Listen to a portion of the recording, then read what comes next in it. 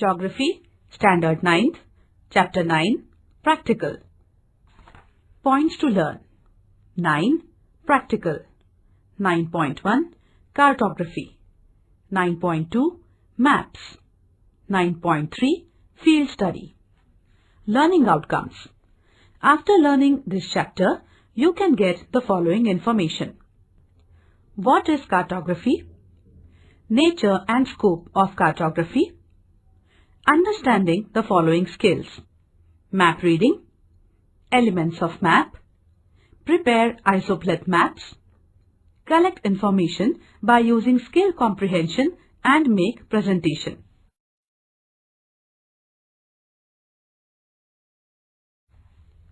Visit to a village. Students may go to visit a village and they can study its population, occupation, transportation, etc. by asking questions to the people of that village. An example of a model questionnaire is given below. How many members are there in your family? What is the name of the head of your family? How many family members are literate? How much land your family has under agriculture?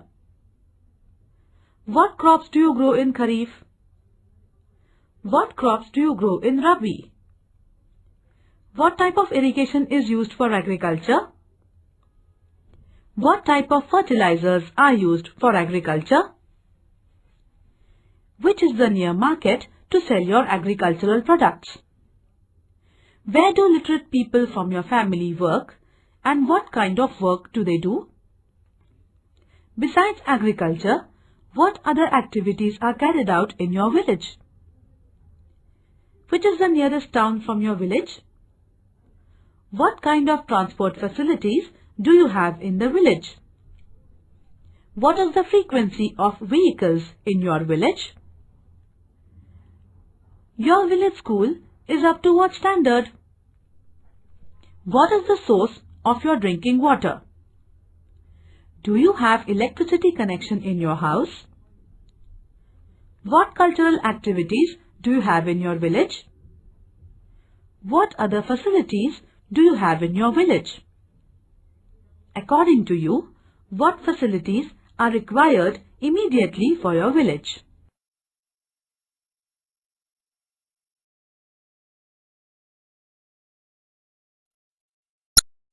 (9.1) Cartography. Cartography is the art, science and technology of making maps. Cartography has been in existence as early as 3rd century BC. At that time, maps were drawn on a clay tablet. A prominent geographer, Claudius Ptolemy, produced the first set of maps. But Greeks and the Arab geographers were the first to start producing maps using modern cartographic techniques. They used measurements of the Earth's circumference and latitudes and longitudes. In India, Europeans produced more accurate maps during the age of exploration for resources since 16th century. The first modern maps were produced by the Survey of India, established in 1767 by the Britishers. Survey of India continues as the official mapping authority of India.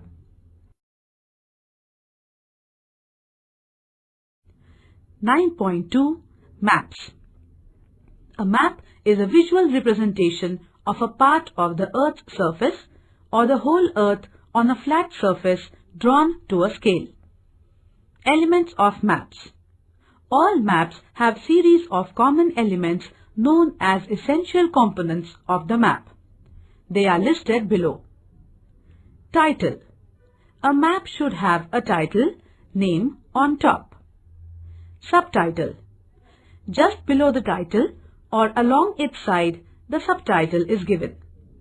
We understand the purpose of the map by its subtitle. Scale.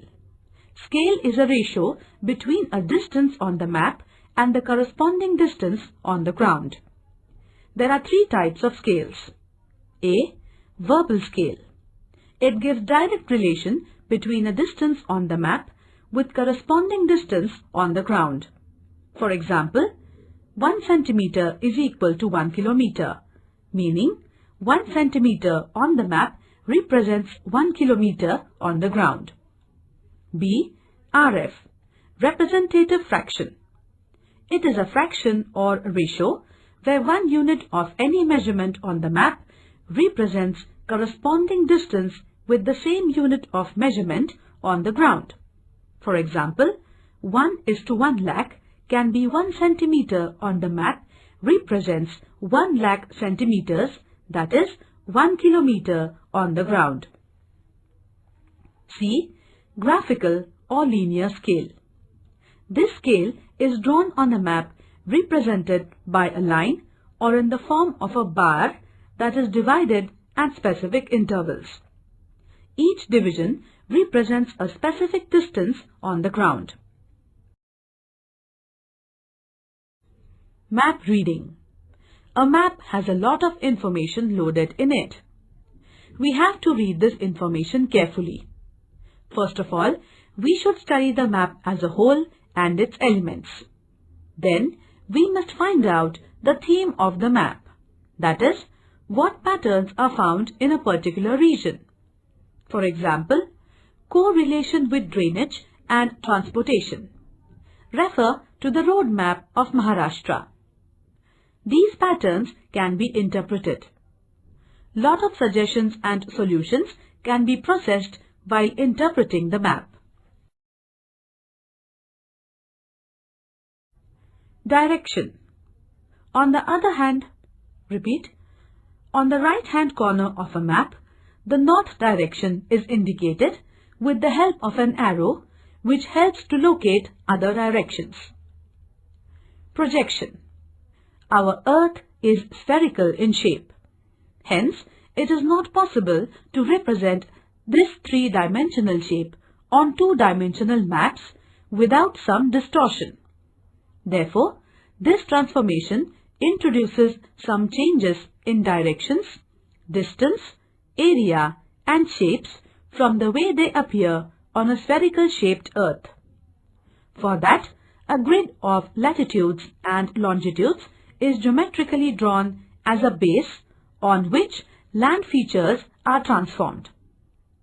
Different types of projections can be constructed according to the requirements of a map and area.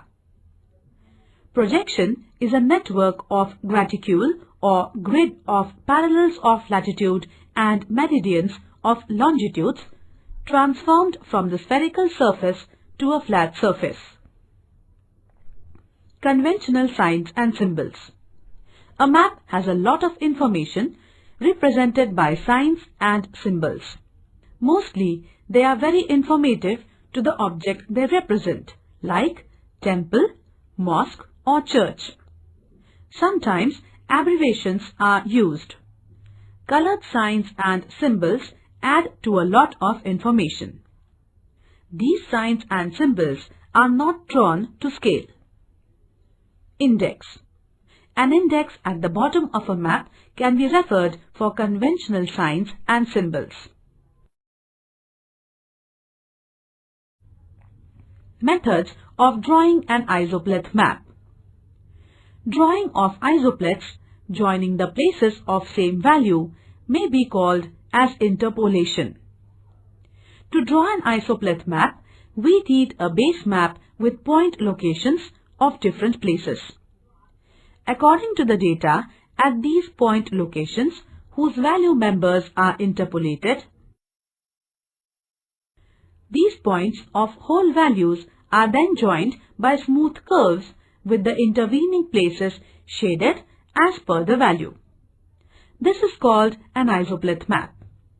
Refer to figure 9.1 and 9.2 where temperature values are interpolated. Maps can be classified as follows: on the basis of scale and on the basis of purpose. On the basis of scale. According to scale, maps can be classified as large-scale maps and small-scale maps. Large-scale maps. When small areas drawn at a relatively large scale, it is known as a large-scale map. These maps are very informative and have precise surveys. They are further divided into two. A. Cadastral maps. These are village maps prepared by the government agencies. They are very useful for keeping records of land properties with accurate boundaries. These maps can be drawn at 1:4000 or 1:2000 scales. Cadastral maps are necessary for town or village planning. Topographical maps. These are fairly large-scale maps. They are prepared at national levels. The country is divided into grids. Each grid has a number and it is further divided. This way, series of maps connecting each other are prepared. They carry all the information possible without overcrowding a map.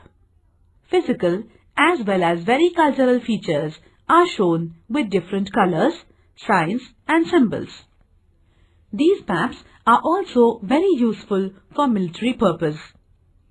They are drawn to 1:250,000 or 1:50,000 or 1:25,000 scales. Small scale maps. These are the maps that cover up large areas. They are divided as wall map. Generally, they are used for educational purposes or for display. Atlas maps. These are very small-scale maps, but they are very useful to show locations, relief, or overall general information of a country or a region. Use of maps. Maps are very informative if read correctly. They provide general information of an area. Government departments use maps for planning new projects. For education institutes, maps are an important teaching aid. Tourists use maps very carefully to plan their tours. Meteorological departments can forecast weather conditions by reading weather maps. Thematic maps are used by individuals according to their requirements like agriculture or forest maps. Topographical maps are very useful for defense personnel. Maps provide fairly accurate administrative boundaries.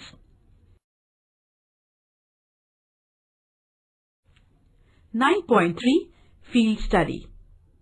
Geography is a science to be learnt through observation. Field study gives us an opportunity to get first-hand information. Information about physical or economic aspects of our surrounding should be recorded. Field visits also help us in understanding man-environment relationship. That is why such visits are very useful for the students. Before we go for any field study, we have to plan it in the classroom. The location of the field visit also has to be decided. For example, river, dam, factory, a settlement, etc. Depending on the place where we are going, we have to make preparations accordingly. Preparation for a field visit. Before visiting an area, students should understand the aim or purpose of this visit. Accordingly, location and route map or sketch can be drawn.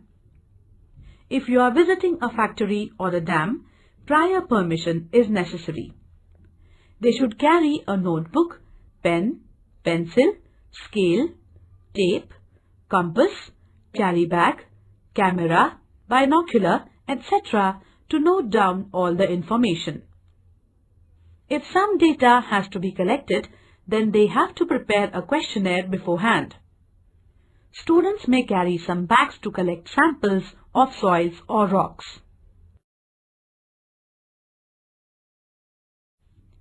Selection of field. Different locations can be selected for field visits depending upon the place where we live.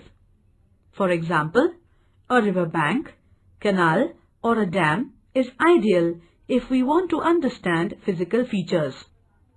It should be a nearby forest for city students.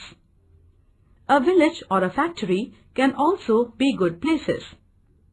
These places should be easily accessible so that the students can reach there easily.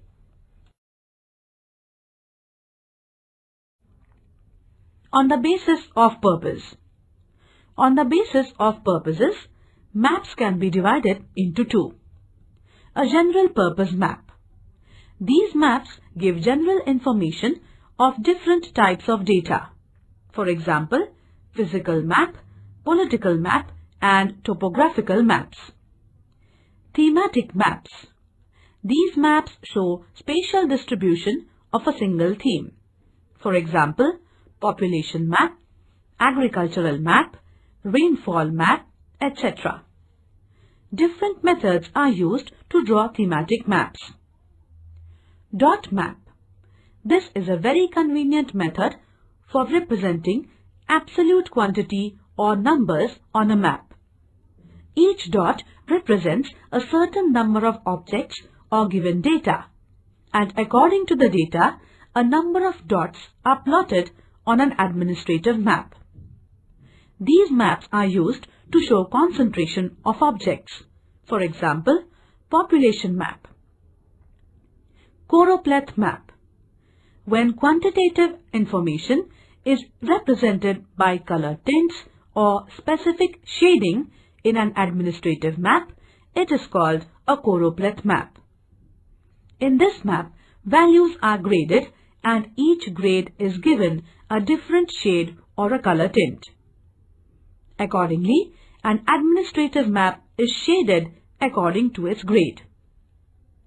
Isopleth map. These are imaginary lines joining places having the same value. Generally, this method is used for natural or physical phenomenon like temperature, rainfall, etc.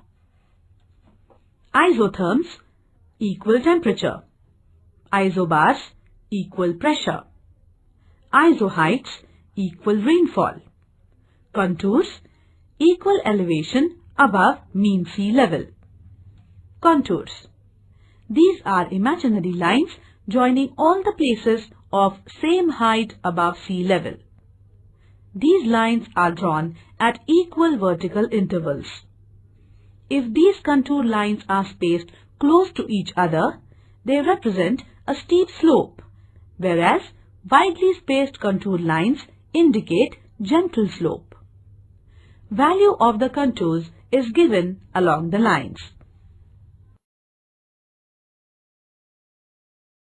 Importance of field study. Students learn the relationships between physical and cultural factors and how man adapts himself accordingly. They also learn to compare the areas and their activities. They develop the skill of observation and reasoning. They get an opportunity to interact with people. Students develop the feeling of belonging to these regions. Report writing. The report should include whatever information they have collected along with their observations. While writing a report, students should draw sketches, maps, drawings, paste photographs, and represent statistical data with graphs if possible. While writing a report, students should follow a certain pattern as given below. 1. Introduction. Name of the place visited should be given. Its location can be marked on a map. The distance from the school to the place can be calculated. How they have travelled and what they have observed on the route can be noted down. 2. Location. Students should try to find out the relative location of the field.